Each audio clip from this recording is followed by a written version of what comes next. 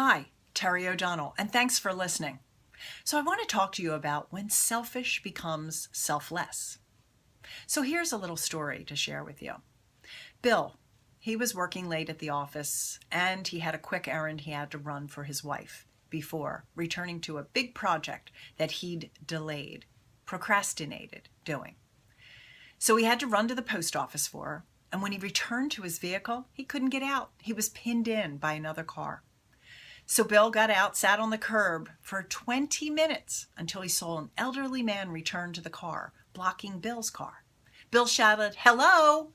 But the man got in his car, didn't hear him, and pulled away without even saying a word.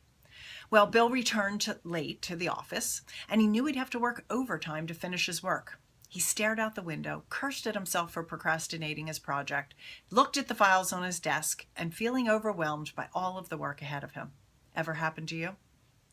But still, he couldn't manage to get started because he felt angry.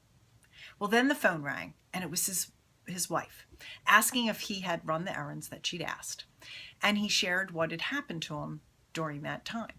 And his wife was certainly empathetic and made him promise to do one thing, no matter how small, for himself. Order a healthy meal, take a walk in the park, or listen to some music before you start working.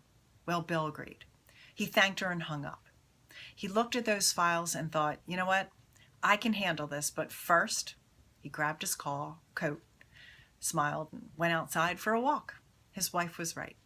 He discovered that he needed to take better care of himself. He deserved it, so he resolved to do just that. What do you do? See, we all say yes to others, don't we? And no to ourselves.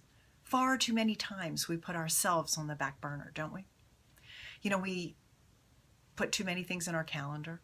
We neglect our mind, body, and spirit. And then we beat ourselves up over our own limitations and mistake. I'm sorry, we're not Superman or Superwoman. Really? Well, I don't know about you, but are you taking better care of others than you do yourself? Do you put your needs or their needs ahead of your own and push your desires off to yet another day? Do you burn the candle at both ends to the point where you feel you have nothing to give? Well, it's a common problem that we all face. But the fact is that when we take better care of ourselves, our work becomes easier and less stressful. We're more content, we feel happier, healthier, and then we're more engaged in life.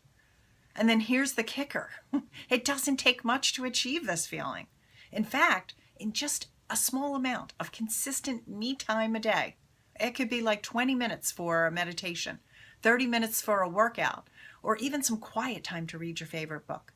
Out of 24 hours a day, 1,440 minutes, which we all have, we can commit to take some time for ourselves.